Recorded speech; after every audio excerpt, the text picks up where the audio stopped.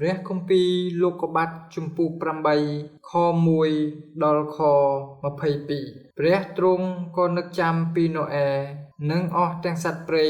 សត្វស្រុកទាំងប៉ុន្មានដែលនៅក្នុងទូកជាមួយនឹងគាត់រួចទ្រង់ធ្វើឲ្យខ្យល់បក់មកលើផែនដីហើយទឹកក៏ស្រកទៅ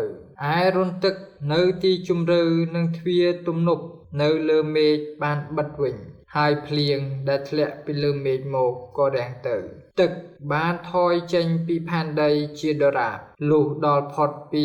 150ថ្ងៃទៅទើបបានស្រកបន្តិចដល់ថ្ងៃ17ខែទី7នោះទូកធំបានគឿងនៅលើភ្នំអារ៉ារ៉ាត់ទឹកក៏ចេះតែស្រកទៅដរាបដល់ខែទី10លុះដល់ថ្ងៃចូលខែទី10នោះទើបឃើញមានកំពូលភ្នំលេចឡើងកាលបានកន្លងទៅ40ថ្ងៃទៀតនោះណូអែគាត់បើកបង្អួចដែលបានធ្វើក្នុងទូកក៏លេងក្អែកមួយទៅតែវាហើរទៅមកទាល់តែទឹកបានរីងស្ងួតពីផែនដីអស់គាត់ក៏លេងប្រៀបមួយដែរដើម្បីឲ្យដឹងជាទឹកបានស្រកពីដីទៅហើយឬនៅតែប្រៀបនោះរកកន្លែងណានឹងទុំគ្មានបានជាវិលមកឯគាត់ក្នុងទូកវិញពីព្រោះទឹកនៅពេញលើផែនដីនៅឡើយនោះគាត់ក៏លូកដៃទៅចាប់យកមកក្នុងទូកវិញគាត់ផ្អាកចាំអស់7ថ្ងៃរួចលែងប្រៀបចេញពីទូកទៅម្ដងទៀតលុះដល់ពេលល្ងាចប្រៀបនោះត្រឡប់ចូលមកឯគាត់វិញឃើញមានពំយកស្លឹកអូលីវដែលវាបានចឹកមកជាមួយផងដូច្នេះណូអែបានដឹងថាទឹកបានស្រកពីផែនដីបន្តិចហើយរួចគាត់រងចាំ7ថ្ងៃទៀតក៏លែងប្រៀបឲ្យទៅតែវាមិនបានវិលមកឯគាត់វិញទេនៅឆ្នាំ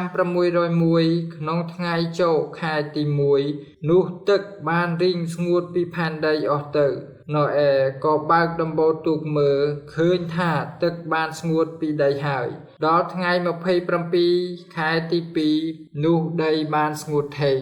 ព្រះទ្រង់មានបន្ទូលទៅណូអែថាចូលឯងចេញពីទូកចុះព្រមទាំងប្រពន្ធកូននិងកូនប្រសារស្រីឯងដែរចូលនាំអស់ទាំងសត្វគ្រប់ពូជដែលនៅជាមួយនឹងឯងចេញមកផងទោះទាំងសត្វស្លាបសត្វជើង4និងគ្រប់ទាំងសត្វដែលលូនវានៅដីក្តីដើម្បីឲ្យបានមកបង្កើតកូនចម្រើនជាបរិបូរណ៍នៅពេញពាសលើផែនដីនោះណូអែក៏ចេញមកព្រមទាំងប្រពន្ធកូននិងកូនប្រសារស្រីគាត់ហើយគ្រប់ទាំងសត្វជើង4សត្វលូនវា